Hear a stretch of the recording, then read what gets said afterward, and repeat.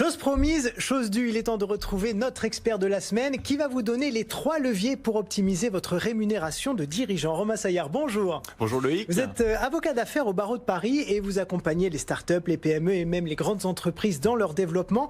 Alors peut-être pour commencer, avant même de parler d'optimisation, comment est-ce qu'on définit sa rémunération de dirigeant tout au début ? Alors, je dirais qu'il n'y a pas de règle préétablie, mais il y a une tendance à faiblement se rémunérer lorsqu'on commence son entreprise pour une raison totalement business. En réalité, c'est évident que lorsqu'elle débute, l'entreprise, elle a un besoin vital de liquidité. Donc pour investir ailleurs, tout simplement. Clairement, les liquidités, ça va lui permettre d'investir dans des machines, de recruter du personnel, de faire du marketing. Bref, les liquidités, elles sont primordiales pour développer l'entreprise et la rendre compétitive. Or, vous savez, le dirigeant, il faut garder en tête qu'il est par ailleurs associé, c'est-à-dire qu'il détient des actions dans la société.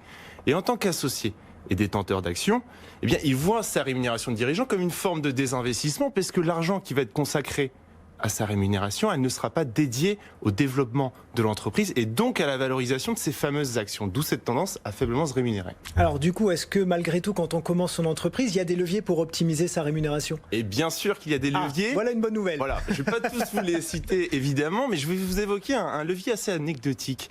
Ce levier, et je vais vous surprendre Loïc, c'est Pôle emploi. Parce qu'en réalité, Pôle emploi finance parfois indirectement les entreprises en rémunérant ses dirigeants. C'est le cas de figure où, vous savez, le dirigeant, avant de créer son entreprise, était salarié et a perdu son emploi dans le cadre d'un licenciement ou d'une rupture conventionnelle. Eh bien, en tant que dirigeant d'une SAS, il va pouvoir bénéficier, s'il n'est pas rémunéré, de ses droits au chômage. Et alors, ne voyons pas ça comme quelque chose d'immoral dans ce dispositif, parce qu'en réalité, Pôle emploi vise à aider à développer l'entreprise. Or, l'entreprise qui se développe, c'est une entreprise qui crée des emplois, évidemment. Et oui. Ouais. Et lorsque l'entreprise se développe, alors comment est-ce qu'on fait pour optimiser sa rémunération ?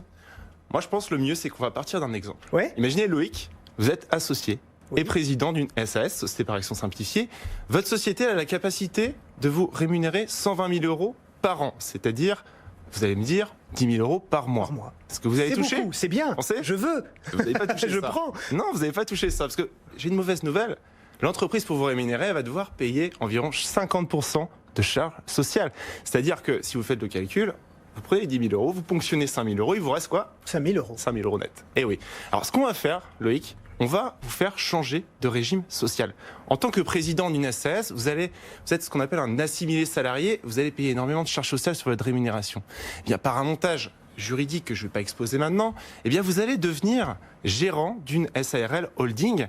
Et à ce titre, vous ne serez non plus assimilé salarié, mais vous serez un travailleur non salarié. Et à ce titre, on va diminuer de manière significative les charges sociales, passant d'un taux effectif, je vous l'ai dit, de 50% à un taux effectif de 30%. C'est-à-dire, sur les 10 000 euros, notre exemple, eh bien, la société, au lieu de payer 5 000 euros de charges sociales, elle va payer 3 000 euros. Ce qui fait que mécaniquement, ça va augmenter votre rémunération nette, la faisant passer de 5 000 euros à 7 000 euros. Je vous ai fait économiser 2 000 euros par mois. Merci beaucoup, c'est très gentil. Donc on a bien compris que ce montage vise à réduire significativement les charges sociales, mais est-ce qu'on est aussi bien protégé pour l'avenir ? C'est toujours ça, surtout à une époque où les retraites sont au cœur des polémiques. Alors j'ai envie de vous dire non, mais je vous rappelle, je vous ai fait gagner 2 000 euros. Avec ces 2 000 euros, vous allez pouvoir bénéficier à la carte d'une protection sociale privée adaptée à vos besoins. Par exemple, si vous souhaitez, tout en gardant une partie substantielle des 2 000 euros économisés, si vous souhaitez avoir la même protection sociale en termes de prévoyance et de santé et de retraite qu'auparavant, eh bien c'est possible. Mais ce qui est très intéressant, et c'est là le troisième levier, c'est que vous allez bénéficier d'une rémunération nette plus importante, ce qui fait que ça va augmenter votre capacité d'emprunt vis-à-vis de votre banquier, et donc votre capacité d'investissement. Ce qui va vous permettre de faire grossir votre patrimoine par la dette, par exemple en investissant dans du locatif meublé, parce que c'est fiscalement très intéressant, ou alors, je vais vous donner ce conseil, vous allez emprunter, vous allez faire l'acquisition des locaux professionnels via une SCI, votre SCI va donner en location les locaux professionnels à votre entreprise qui va en contrepartie payer un loyer, ce loyer servira à rembourser le local, ce qui fait qu'en fin de compte, vous aurez un local professionnel qui sera dans votre patrimoine privé, alors qu'économiquement, il aura été remboursé par l'entreprise grâce au versement de ce loyer. Et c'est là aussi une optimisation de la rémunération du dirigeant. Eh bien, merci beaucoup Romain Saillard. Voilà de très très bons conseils. Je rappelle que vous êtes avocat d'affaires au barreau de Paris et que vous travaillez au développement des entreprises de la TPE jusqu'au grand groupe. À très bientôt. Merci. À très bientôt, merci.